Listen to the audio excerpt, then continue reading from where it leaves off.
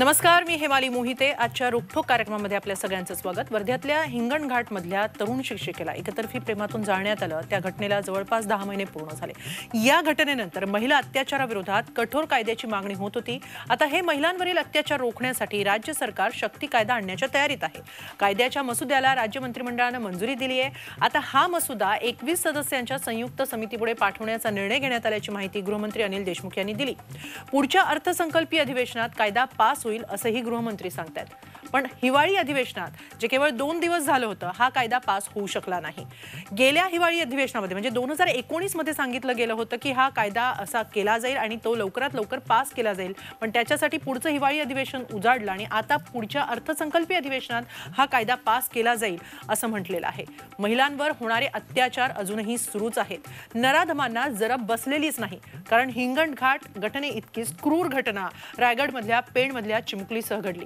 संताप व्यक्त झाला, आक्रोश झाले, दौरे सुरू झाले, आश्वासनं दिली गेली, फास्ट ट्रॅकही सुरू होईल, पण मुळात हे अत्याचार थांबवू शकेल असा कायदा येणार कधी? विकृतांना जरब बसणार कधी? पुढच्या अर्थसंकल्पीय अधिवेशनापर्यंत आणखी किती महिला अत्याचाराला बळी पडणार आहेत? आणि जरी कायदा पास झाला तरी त्याची परिणामकारकतेने अंमलबजावणी होणार आहे का? याच सगळ्या प्रश्नांची उत्तरं शोधूया आजच्या रोखोक कार्यक्रमात। शक्ती कधी वापरणार?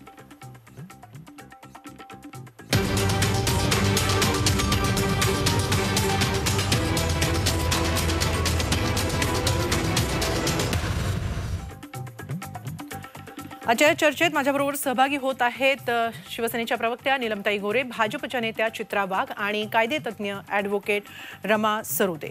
काही वेळातच चित्रा वाघ आपल्याबरोबर या कार्यक्रमामध्ये सहभागी होणार आहेत। सुरुवातीला मी जाते आहे रमा सरोदे यांच्याकडे। रमाजी, काय सांगाल, आधीचे जुने कायदे इतके कमकुवत होते की विकृतांना जरब बसत नव्हती आणि म्हणून शक्ती कायद्याची गरज भासू लागली आणि आता तो शक्ती कायदा येऊ पाहतोय, मात्र त्याला विलंब होतोय।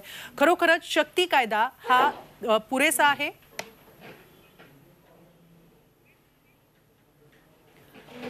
शक्ती कायद्यामध्ये अनेक गोष्टी आहेत ज्या ऑब्जेक्शनेबल आहेत, त्यामुळे तो खऱ्या अर्थाने महिलांना संरक्षण देऊ शकेल असं वाटत नाही। यामध्ये कुठल्याच महिला संघटनेचा खूप सहभाग घेतलेला आहे आणि त्यांनी जे महिलांबरोबर काम केलंय त्यांचा विचार घेतलेला आहे असं झालेलं नाहीये। एक्झिस्टिंग कायदे जे आहेत ते ऑलरेडी असताना अशी काही कलमं त्यामध्ये आणलेली आहेत जी अतिशय वेग आहेत, ते स्पष्टता आणत नाहीत आणि त्यामुळे खऱ्या अर्थाने महिलांना सुरक्षित वाटेल का खोटे कोणाला तरी पकडून आणतील आणि शिक्षा होईल असे प्रश्न निर्माण करणारे आहेत। बलात्काराच्या कलमामध्ये 2013 मध्ये बदल झाला, कारण का दिल्ली बलात्कार प्रकरण झालं, त्याच्यानंतर वर्मा कमिटी रिपोर्ट आला आणि त्या कायद्यामध्ये बदल आलेला आहे। आता त्यामध्ये संमतीशिवाय जो इंटरकोर्स होतो त्याला आपण बलात्कार म्हणतो। शक्ती कायद्याने नेमकं त्याच्यामध्ये अजून एक एक्सप्लेनेशन टाकून इम्प्लाइड कन्सेंट असं म्हटलेलं आहे। कशावरनं तुम्ही ठरवणार आहात की ते इम्प्लाइड कन्सेंट आहे आणि अशी कलमं टाकल्यावरती बलात्काराच्या कलमाला काय अर्थ उरतो? दुसरं एक कलम जे नवीन ह्या कायद्यामध्ये टाकलेलं आहे ते खोट्या तक्रारी झाल्या तर त्या बाईला शिक्षा होईल, पण मुळातच महिलांच्या तक्रारी ऐकून घेतल्या जात आहेत का? खऱ्या अर्थाने त्यांना न्याय मिळतोय का? तर खोट्या तक्रारी कशावरनं तुम्ही ठरवणार? अनेकदा जेव्हा ओळखीचेच लोक जेव्हा बलात्कार करतात किंवा लैंगिक छळाचे प्रकार करतात, त्यांच्याकडे बरेचदा पुरावे नसतात, तर त्याला तुम्ही खोटी तक्रार म्हणणार का? याच्यानी ॲक्विटल कसे होणार आहेत? यामध्ये कन्व्हिक्शन रेट हा कमीच होत जाणार आहे। दरवर्षी NCRBचा हा रिपोर्ट येतो की महिलांविरुद्धची हिंसा जी आहे ती 80% वाढलेली आहे, 70% वाढलेली आहे। तर इथे फक्त मृत्यूदंड, प्रत्येक गुन्ह्याला मृत्यूदंड देऊन चालणार नाही, तर शिक्षा होईल ह्याची सर्टिनिटी असणं हे जास्ती गरजेचं आहे। असे अनेक अभ्यास आहेत की जिथे तुम्ही शिक्षा अधिक कठोर करता तिथे ते सिद्ध करणं कठीण जातं आणि कन्व्हिक्शन रेट कमी होतात आणि गुन्हेगार जे आहेत ते बाहेर राहतात आणि अजून गुन्हे करायला मोकळे राहतात, कारण का त्यांना ॲक्विटल मिळतं। दुसरं, हा कायदा जो आहे हा काही सेंट्रल लॉज मध्ये बदल केलेला आहे, त्यामुळे जोपर्यंत प्रेसिडेंटची संमती मिळणार नाही तोपर्यंत हा कायदा पारित होऊ शकत नाही। महिलांची आणि लहान मुलांच्या केसेस चालवण्यासाठी ऑलरेडी स्पेशल कोर्ट्स आहेत। आता त्यामध्ये जर तुम्ही त्यांना जर ट्रेनिंग दिलं, जे विशेष सरकारी अधिकारी आहेत, विशेष जजेस आहेत, त्यांना ह्याबद्दलचं एक सेन्सिटाइज करणारं ट्रेनिंग देणं गरजेचं आहे। ते जर तेच भुरसटलेले विचार घेऊन येऊन त्या स्पेशल कोर्टमध्ये बसणार असतील तर कुठल्याही महिलांना किंवा लहान मुलांना तिथे न्याय मिळू शकणार नाही. त्यामुळे हेतू कितीही चांगला असला तरी त्या कायद्यामध्ये अनेक प्रॉब्लेमॅटिक कलम आहेत आणि ज्याच्यामुळे महिलांना सुरक्षित वाटेल असं मला वाटत नाही.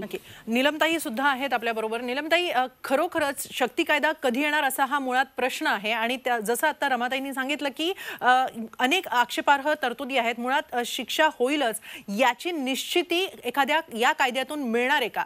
आपण काय सांगाल? मला एक असं वाटतं की 51 नंबरचं हे जे विधेयक आहे, ज्या विधेयकामध्ये रमा सरोदे म्हणतायत की या तरतुदी सगळ्या असताना कशासाठी म्हणून, तर मला हा म्हणजे मी स्वतः लॉयर नाहीये, परंतु आम्ही स्वतः हे विधेयक वाचलेलं आहे, त्याच्यावर चर्चा झालेली आहे आणि त्याच्यामध्ये 356 क ख ग घ, 328 क ख, 376 क, 376 घ, 376 ग, 376 घ, 376 ख, तसंच 376 ड आणि 2012चा पॉक्सो कायदा याच्यातल्या सुधारणा करण्याचा जो हेतू आहे तो हेतू हाच आहे की पळवाटा आरोपीला मिळता कामा नये.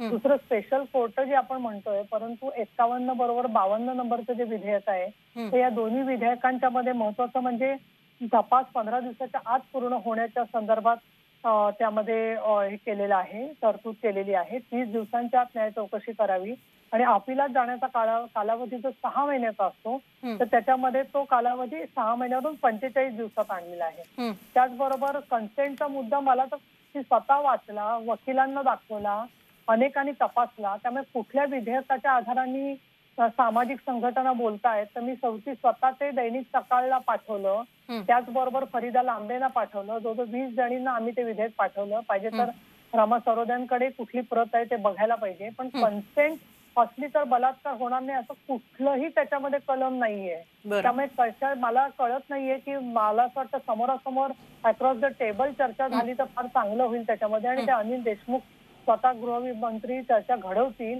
पण मी इथे तुम्हाला अगदी जाहीरपणे सांगू इच्छिते की असं कन्सेंटचं कलम टाकणं शक्य नाही.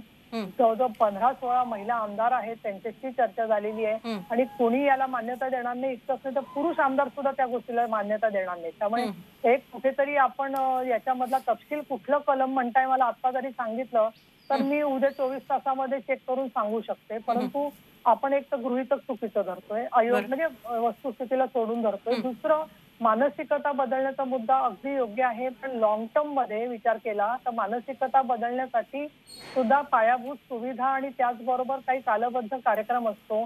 तर पहिल्यांदाच या विधेयकामध्ये जर का सरकारी अधिकाऱ्यांकडून साक्षी पुराव्यांच्या बद्दलची किंवा केसच्या बद्दलची काही गोपनीय माहिती असेल तर ती गोपनीय माहिती जर का वेड्यावाकड्या स्वरूपात किंवा विकृत स्वरूपात बाहेर गेली तर सरकारी अधिकाऱ्यांना सुद्धा शिक्षेची तरतूद त्याच्यामध्ये केलेली आहे.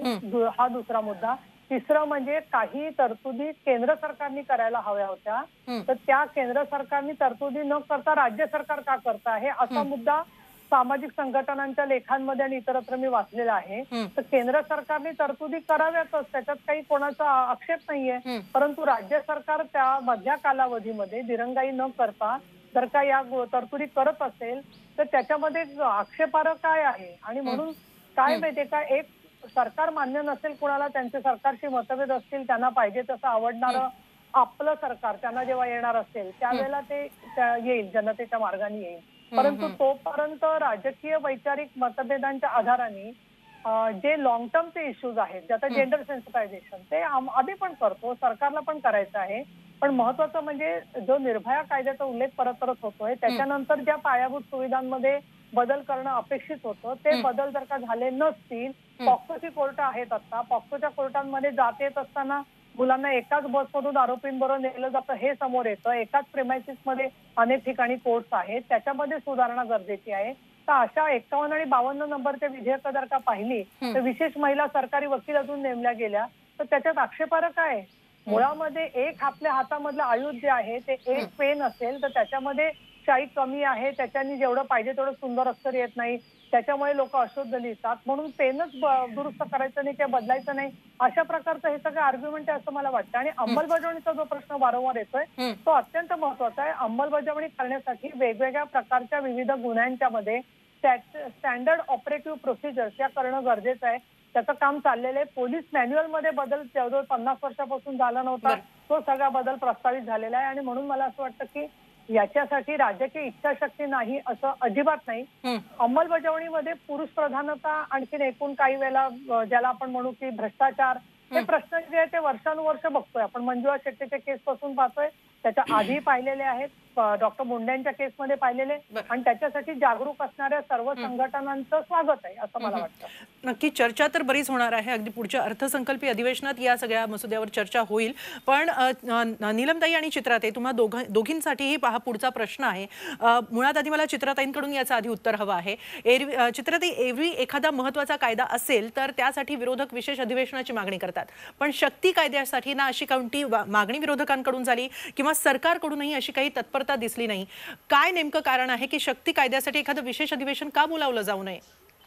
नाही, मला वाटतंय काहीतरी तुमची गल्लत होतीये. मला वाटतं हिंगणघाटची ज्या वेळेला घटना झाली आणि ज्यावेळी गृहमंत्र्यांनी त्या ठिकाणी सुतोवाच केलं की दिशा कायद्यासारखा कायदा आपल्याकडे यायला, डॉक्टर प्रियंका रेड्डीच्या घटनेनंतर जे झालं, आणि त्यानंतर ज्या घटना फेब्रुवारीमध्ये जवळपास 7 जळीत कांड आपल्याकडे झाली, आणि त्याच्याबरोबर पॉक्सोच्या केसेसमध्ये वाढ, महिलांवरती होणारे अत्याचार, आम्ही सातत्याने ही मागणी करतोय की दिशा कायदा तुम्ही कधी आणणार आहात. त्याचं प्रारूप काय असणार आहे ते आम्हाला माहित नव्हतं. मला आठवतंय एका कुठल्या वृत्तवाहिनीच्या एका कुठल्या चॅनेलवरती माझ्यासोबत राज्याच्या महिला बाल कल्याण मंत्रीही होत्या, आणि त्यात आम्ही त्यांना प्रश्न विचारल्यावर त्यांनी सांगितलं की आता कोरोना आहे, आम्हाला घाई घिसाडीने आणायचं नाही.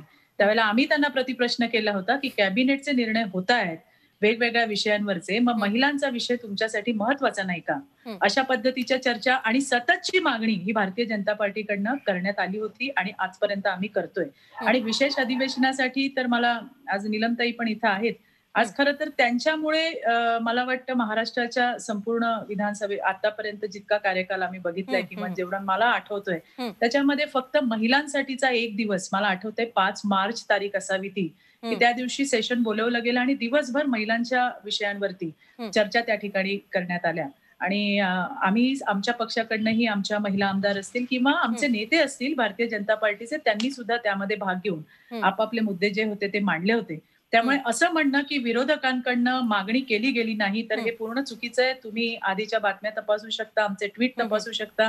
प्रत्येक घटनेनंतर आम्ही त्याची मागणी केली आहे. आता माझा आपल्या या चर्चेमध्ये थोडासा उशीर झाला मला सहभागी व्हायला, आणि माझ्याकडे त्याचं प्रारूप नाहीये, परंतु मी काही मुद्दे काढून ठेवलेत, तर त्याच्यावरती थोडंसं काम कर. मी थोडंसं आता रमाताईंचंही ऐकलं, मी नीलमताईंचंही ऐकलं की सगळ्यात महत्वाचं म्हणजे वेळ कमी करणं आणि लवकर खटला जो आहे त्याचा तपास किती दिवसांमध्ये होणार.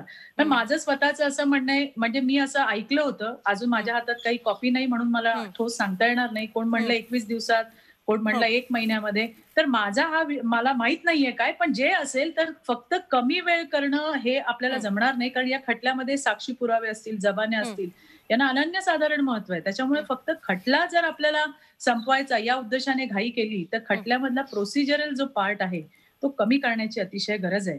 आणि मला वाटतं ते ज्या सगळ्या सन्माननीय सदस्य आहेत या कमिटीवरती ज्या नेमल्यात त्यांनी त्याचा, नीलमताई तुम्ही सुद्धा या गोष्टीचा विचार करावा, तुम्ही आता आहात. आणि दुसरं मला आणखीन एक म्हणायचं होतं की हे जे खटले असतात, म्हणजे आम्ही सगळे कार्यकर्ते बघतो की या खटल्यांमध्ये जे आयो असतात त्या आयोच्या बदल्या होत राहतात. त्याच्यामुळे किमान शक्ती कायद्यामध्ये नीलमताई हा पूर्ण तपास पूर्ण होईपर्यंत त्या आयोची बदली होऊ नये अशा पद्धतीचं जर आपण त्याच्यामध्ये करू शकलो तर मला वाटतं ते फार चांगलं होईल. आणि आणखी आजची जी घटना, एकच मिनिट नीलमताईंकडून घेऊया. नीलमताई, आपण काय सांगाल? एकच मिनिट, एक महत्वाचा मुद्दा होता, एकच महत्वाचा मुद्दा की जी घटना आज पेणमध्ये घडली की त्याच्यामध्ये काय झालं की त्या गुन्हेगाराला जे आहे ते जामीन मिळाला. तर मला असं म्हणायचंय की या लैंगिक गुन्ह्यातील जे गुन्हेगार आहेत त्यांना कडक शिक्षेच्या विरोधामध्ये दाद मागायला संधीची संख्या एकतर कमी, आणि सगळ्यात महत्वाचं म्हणजे या सगळ्या गुन्हेगारांना जे आहे हे तुम्ही पॅरोल किंवा जामीन किंवा त्याची काय म्हणतो आपण काय म्हणतो चांगली वर्तणूक म्हणून त्याची शिक्षा कमी होणं, हे जे काही पर्याय आहेत ना हे सगळे ताबडतोब बंद व्हायला पाहिजे. कारण हे गुन्हे जे आहेत ते वेगळ्या पद्धतीचे आहेत आणि कुठल्याही पद्धतीत कुठल्याही ना पॅरोल ना जामीन ना त्यांच्या चांगल्या वागणुकीमुळे त्यांच्या शिक्षेत कमी असं प्रावधान सुद्धा होणं अतिशय गरजेचं आहे. कारण आज तुम्ही बघितलं त्या नराधमाने ज्या गुन्ह्यासाठी तो आतमध्ये गेला होता त्याने बाहेर येऊन पुन्हा तेच केलं, आणि एका छोट्याशा मुलीचा मात्र आज त्या ठिकाणी बळी गेलाय. त्यामुळे या ज्या सगळ्या गोष्टी, आणखीनही काही मुद्दे मी काढलेले आहेत, पुढच्या चर्चेमध्ये येतीलही. पण आता जे मला महत्वाचे वाटतात त्याच्यामध्ये आणखीन आत्ताच्याच घटनांवरती एक आधारित मुद्दा सांगतेय की औरंगाबादची जी घटना झाली त्या घटनेमध्ये FIR जो आहे तो सार्वजनिक झाला. म्हणजे मला आश्चर्य वाटतं की त्याच्यात त्या मुलीचं नाव, ती काय राहते, कुठे राहते, तिने काय लिहिलंय त्याच्यामध्ये. आणि जर अशा पद्धतीने पोलिसांनी दिलेला जबाब जर सार्वजनिक होत असेल तर महिलांनी कोणाच्या विश्वासावर तक्रार द्यायची. आता त्याच्यासाठी सुद्धा IPC 228 क हा त्याच्यामध्ये प्रावधान आहे. पण त्याची कोण बघणार, कोणावरती तुम्ही केस दाखल करणार आहात. आता कित्येक वेळेला महिलांना टार्गेट करणं किंवा महिलांची काय म्हणू आपण त्याला, शब्द नाही, अतिशय खालच्या पातळीची तिच्यावर टीका करणं, त्या बाईवर ट्रोल करणं, तिला बिभत्स भाषेमध्ये लिहिणं, तिचे काय ते मीम्स बनवणं, या सगळ्यांवरती याचा उगम कुठे होतो हे कळतच नाही. म्हणजे आपल्याकडे सायबर सेल, IPC मध्ये याची तरतूद नाहीये नीलमताई. जर तुम्ही शक्ती कायद्यामध्ये या सगळ्यांची जर तुम्ही IPC मध्ये जर तरतूद करू शकलात तर मला वाटतं त्याचा फार मोठा फायदा होणार आहे. कारण पुढचं युद्ध जे आहे ते तुम्ही बघतोय की सामाजिक कार्यकर्त्या सगळ्यांना यातनं जावं लागतंय आणि त्यासाठी वाटेल त्या थराला जाऊन ट्रोल केलं जाते.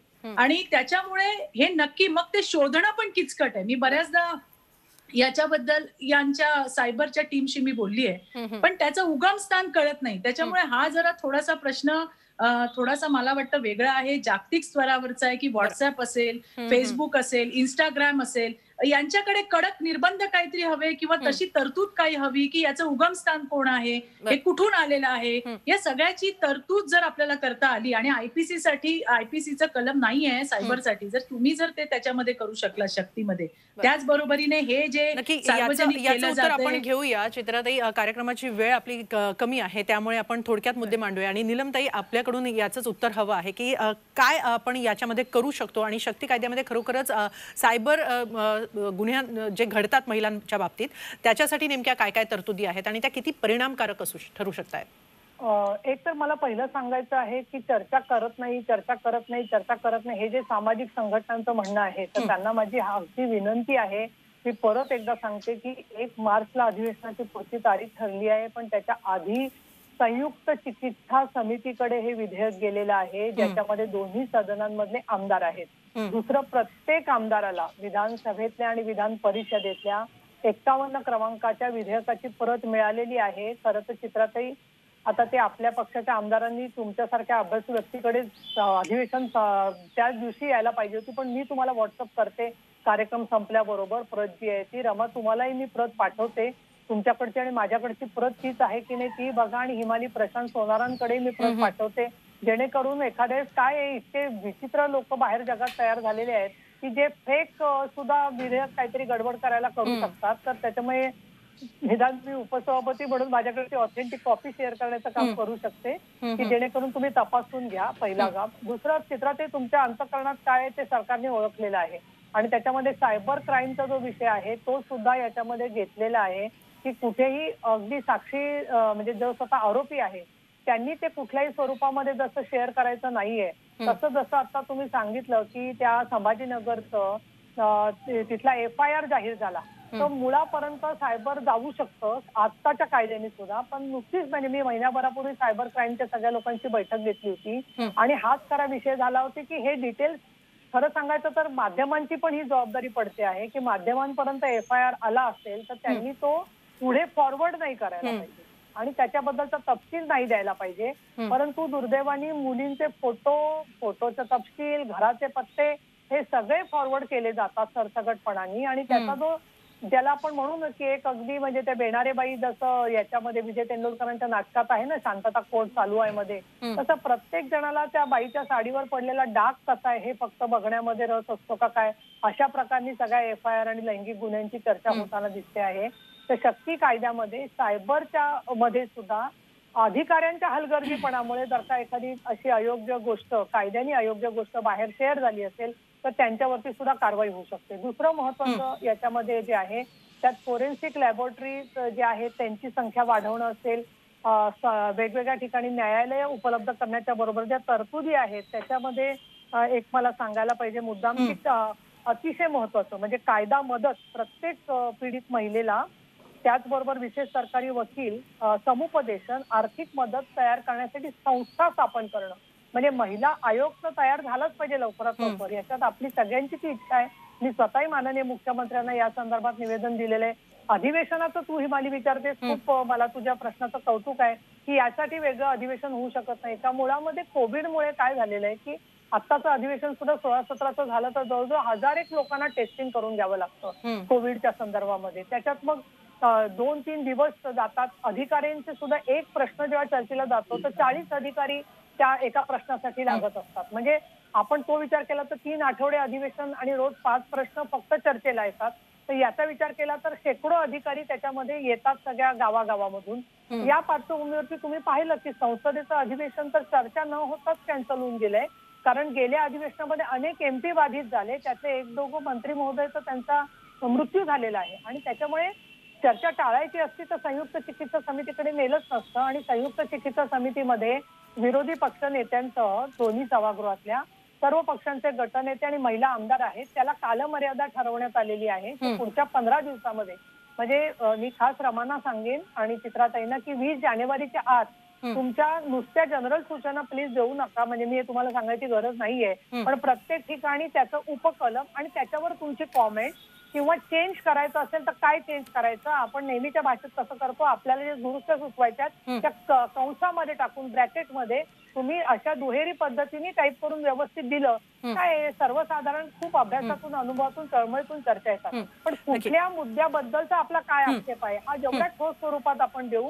कारण मी नम्रतेने सांगेन की अशा बऱ्याच कायद्यांवर मी पण काम केलेलं आहे आणि तो ठोस स्वरूपात जर का दिला गेला तर चर्चा होईल. ज्यांना मात्र वाटतंय की देहदंडाची शिक्षा नको त्यांनी उघडपणाने सांगावं की आमचा देहदंडाच्या शिक्षेलाच विरोध आहे, त्यांच्याशी वेगळी चर्चा होऊ शकते. पण इथे बहुतेक विधिमंडळातल्या सर्व पक्षांचं एकमत आहे याच्यावरती की देहदंडाची शिक्षा आवश्यक आहे, कॅपिटल पनिशमेंट जी आहे ती. आणि त्यामुळे ज्या संघटना संस्थांचं म्हणणं आहे की मानवी अधिकाराच्या भूमिकेतून कॅपिटल पनिशमेंट नको, त्यांचं म्हणणं जरी महत्वाचं असलं तरी ते विधिमंडळामध्ये बहुमताच्या स्वरूपात जोपर्यंत येत नाही तोपर्यंत मला नम्रतेने सांगायला पाहिजे की त्याच्यावरती आता आयडिओलॉजिकल डिबेट करणं मला तर शक्य नाही याच्यामध्ये. कारण एकूण जनमानसाचा विचार केला आणि केंद्र सरकारने सुद्धा निर्भयाच्या वेळेला रेअरेस्ट ऑफ द रेअर मध्ये शेवटी कॅपिटल पनिशमेंटची सजेशन दिलेली आहे. आणि म्हणून मला असं सांगायचं की या सगळ्या मुद्द्यांवरती आपलं होतंय काय माहितीये का, जे फोकस असतो ना ते सोडून भलतेच मुद्दे गोल गोल गोल गोल गोल गोल फिरवत आपण राहतो. आणि मला पूर्ण हे मान्य आहे की सामाजिक संघटनांचा सहभाग याच्यात वाढला पाहिजे.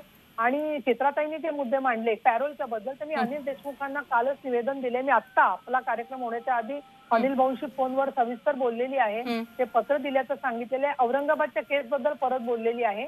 आणि पॅरोल कशा प्रकारे यांना न मिळता किंवा जामीन न मिळता कशा प्रकारे पळवाटा काढण्यासाठी कशाचा फायदा होत असेल तर त्या कागदपत्रांची पूर्तता किंवा विशेष सरकारी वकिलांच्यावरती निगराणी गरजेची आहे. याचा फॉलोअप आम्ही नक्की करू. आणि मी हिमाली तुला एक शेवटचं एक सांगते की आता कोविडच्या परिस्थितीत वॅक्सिन येईल आणि हे सगळं होईल.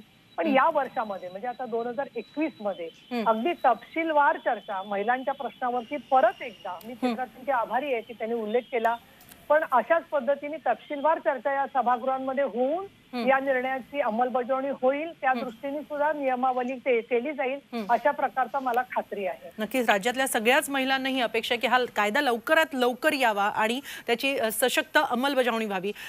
रमा सरोदे, कार्यक्रमाची वेळ संपत आलेली आहे पण तुम्हाला सुद्धा जर यात काही या कायद्यामध्ये काही दुरुस्त्या सुचवायच्या असतील तर आपल्याबरोबर विधान परिषदेच्या उपसभापती नीलमताई गोरे आहेत. त्या बराच पाठपुरावा करतात. आपण त्यांना मगाशी त्यांनी जसं सांगितलं तसं मला जरा 2 मुद्दे मांडायचे होते प्लीज. हॅलो.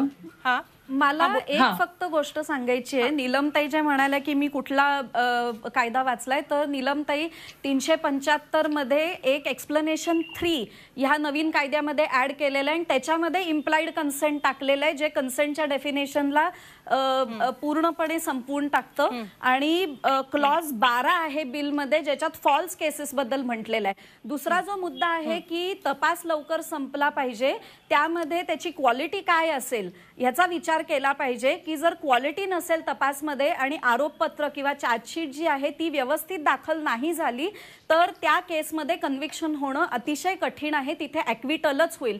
दुसरं आहे की आरोपी जर दुसऱ्या कुठल्या तरी राज्यात फरार झाला असेल तर लक्षात घ्या की हे या महाराष्ट्र राज्याचं बिल असणार आहे किंवा कायदा असणार आहे, त्या राज्यात जर हा कायदा नसेल तर तिथे तुम्ही कसा तपास त्या तितक्या दिवसात संपवणार आहात याचा विचार करा. आपण डोमेस्टिक व्हायलन्सच्या कायद्यामध्ये पण 60 दिवसात केस संपली पाहिजे असं म्हटलेलं आहे, पण अजूनही 3 ते 4 वर्ष लागतात त्या केसेस संपायला. त्यामुळे थोडासा प्रॅक्टिकली विचार करणं गरजेचं आहे. चित्राताईंना उत्तर देते की ऑलरेडी इन्फॉर्मेशन टेक्नॉलॉजीचा कायदा आहे ज्याच्यामध्ये महिलांना सुरक्षित करण्यासारखे कलम आहेत, किंवा 2013च्या कायद्यामध्ये पण काही बदल झालेले आहेत. त्यामुळे स्टॉकिंग सारखा कलम हे 354 मध्ये आलेला आहे आणि त्यामध्ये स्टॉकिंग फिजिकल असेल किंवा सोशल मीडियाद्वारा असेल हे ऑलरेडी आहे. त्यामुळे आहे ते कायदे पण अंमलबजावणी व्यवस्थित करणं गरजेचं आहे. आणि नीलमताईंनी जे म्हटलं की अक्रॉस द टेबल बसून चर्चा केली पाहिजे, आम्ही तयार आहोत ती करायला. इनफॅक्ट नीलमताईंचं महिलांबरोबरचं काम आम्हाला माहिती आहे, ते परिचित आहे. त्यामुळे कधीही तुम्ही आम्हाला बोलवा आणि आम्ही तयार आहोत ती चर्चा करण्यासाठी. नक्की. चित्राताई, अगदी थोडक्यात तुमचा मुद्दा मांडा, कारण मला एकच सांगायचंय, 10 ऑक्टोबर 2020 ला केंद्र सरकारने महिला अत्याचार रोखण्यासाठी एसओपी जाहीर केली आणि त्याच्यामध्ये त्यांनी 2 महिन्यामध्ये तपास पूर्ण करणं, अधिकाऱ्यांनी जर ते FIR घ्यायला टाळाटाळ केली तर 166A च्या अंडर त्यांच्यावरती कारवाई होणं. एवढंच नाही तर फोरेन्सिक लॅबमध्ये सुद्धा त्यांनी खूप चांगल्या अशा महत्वाच्या गाईडलाईन दिल्यात, कारण आपल्याला कल्पना आहे की अशा केसेसमध्ये फोरेन्सिकचे रिपोर्ट हे अतिशय महत्वाचे असतात आणि ते किती डिले केले जातात, किती महिन्यांनी मिळतात, त्याला काही कालमर्यादा राहिलेली नाही, अशा आम्ही बऱ्याच केसेसमध्ये बघितलंय. त्याच्यामुळे मला वाटतं की केंद्राच्या या गाईडलाईनचा निश्चितपणे आपल्याला एक फायदा होईल. आणि या सगळ्याचा विषय हा चांगला महिलांच्या अत्याचाराचाच आहे, पण मला आणखी इथे एक मुद्दा सांगायचा. नीलमताई, तुम्ही इथं आहात आणि रमाताई सुद्धा आहे, तर आज बीडच्या गेवराई मधल्या पाचे गावामध्ये एका महिलेवरती 5 वर्षापूर्वी बलात्कार झाला, सामूहिक बलात्कार करून तिला पोलीस स्टेशनच्या बाहेर अशा या घटना सातत्यानं आपण घडताना पाहतो आहोत चित्राताई, आणि म्हणूनच सातत्यानं सरकारला असो, विरोधी पक्षांना असो, सगळ्या समाजाला असो सांगावं असं वाटतं की आरोपी कुणीही असला तरी सुद्धा या शक्ती कायदा जर तो पास झाला एवढ्यात, तर त्याची सशक्त अंमलबजावणी होणं ही अपेक्षाच सगळ्या राज्यातल्या महिलांची आहे. आणि त्यामुळे सगळ्यांनी जबाबदारीनं या शक्ती कायद्याच्या दिशेनं काम केलं पाहिजे आणि हा कायदा लवकरात लवकर पारित व्हावा, पास व्हावा आणि महिलांवरील अत्याचार कमी व्हावेत, कारण दिवसेंदिवस या घटना वाढतानाच आम्हाला पाहायला मिळतात. या कार्यक्रमामध्ये तुम्ही तिघी मान्यवर सहभागी झाल्या त्याबद्दल खूप खूप धन्यवाद. दरम्यान, प्रस्तावित शक्ती कायद्याबद्दल तुमची काय मतं आहेत आणि तुमचे काय प्रश्न आहेत ते तुम्ही माझ्याबरोबर शेअर करू शकता अगदी थोड्याच वेळात झी24 तासच्या फेसबुक पेजवर. मला जमेल त्या परीनं मी उत्तर देण्याचा प्रयत्न करणार आहे आणि या निमित्तानं अशा प्रश्नांना आपण वाचा फोडूया. थोड्याच वेळात मला भेटा झी24 तासच्या फेसबुक पेजवर. आणि आता या रोखोक या कार्यक्रमामध्ये आज इथंच थांबूया. ताज्या बातम्यांसाठी पाहत राहा झी24 तास. रहा एक पाऊल पुढे.